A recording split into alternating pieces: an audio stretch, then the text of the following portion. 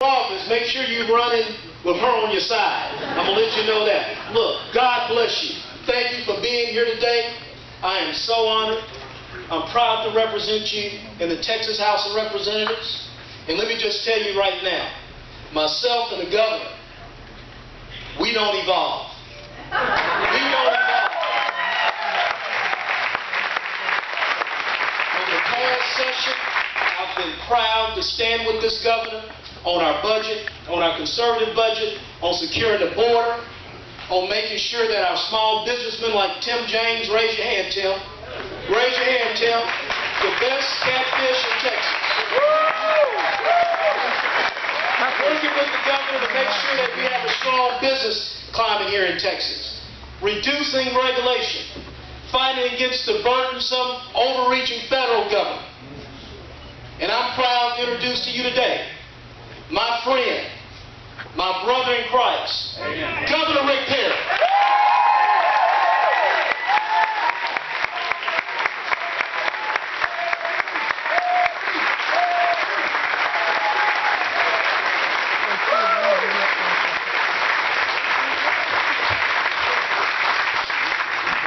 I love James White, man. This guy's awesome. He gets me fired up. Ready to go. Put me in, Coach. It's good to be in Sue. Thank you for your service and not only for helping our candidates across East Texas, but your service to the state. It's an honor for me to be here, and thank you for opening up your restaurant here for us today. Yeah, I love traveling across East Texas. The values that the people hone in on, things that they hold close to their heart. There are things that are tried and true.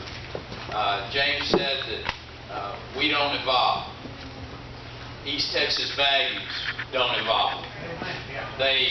We know that the things that we were taught, whether they were in Sunday school or in public school, are things that are worthwhile, and that if we'll stay true to those, that not only ourselves but our state and our country will be better off.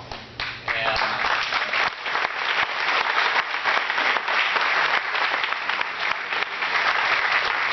we teach our children that there is a real difference between right and wrong.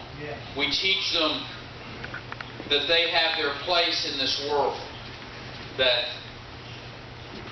that place should be putting your faith in God. We teach that one another and taking care of one another, not government, is the most important thing.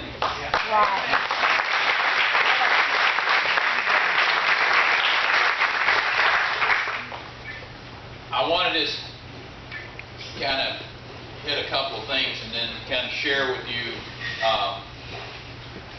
my main reason for being here today. I mean, this budget combat's really important, and I want to talk about it too. My main reason for being here today is to tell you I am 100% for James White.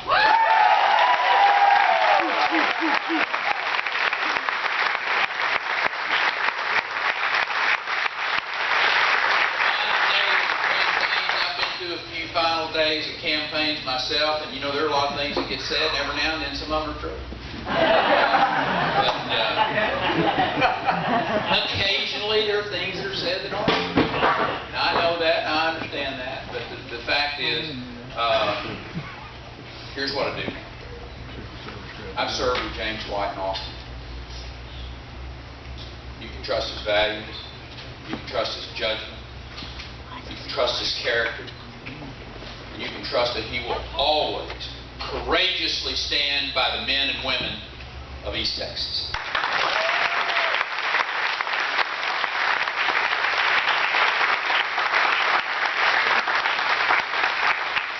We've got work to do in Austin, Texas, and I need him back in Austin to be there by my side working with me as we put this budget compact into place. And I want to share with you why this is so important. And as I look at the next legislative session as an opportunity for us to kind of hit a reset button on our budgeting process. I mean, we're doing so much better than any other state in the nation. We had over 300,000 net new jobs, private sector jobs created from March of 2011 through March of 2012. We were chosen for the 8th year in a row as the best state in the nation to do business.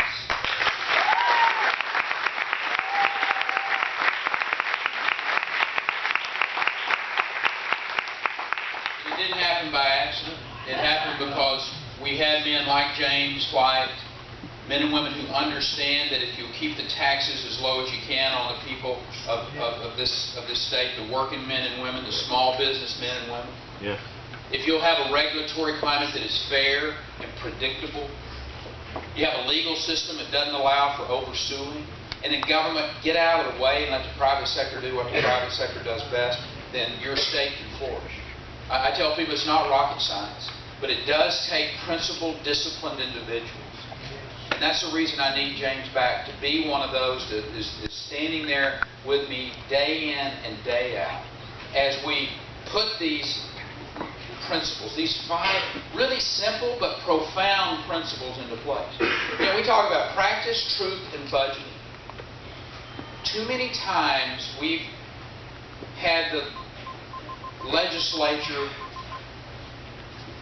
not fund completely programs. It push it off for the next 2 years. So we'll only fund 20 of the 24 months of Medicaid program, because they didn't have the courage to say, you know what, we are short of money for whatever reason, whether it's because the federal government has spent too much money and it's put pressure on the economy and people didn't have the resources and the state didn't have the resources, or whether it was taking a fee that had been sold to you for a certain reason, said we're going to raise this fee and we're going to use it for this reason. And the people said that's fair. We'll pay more for that service, whatever it might be, or that fine or that award for that purpose. And then it got put into general revenue and they spent it for something altogether different. Right. And I want to just put into our statute that if a program is sold for a particular purpose, if a fee or a fine is levied for a particular purpose, that is what it will be used for, and if it is not used for that, don't put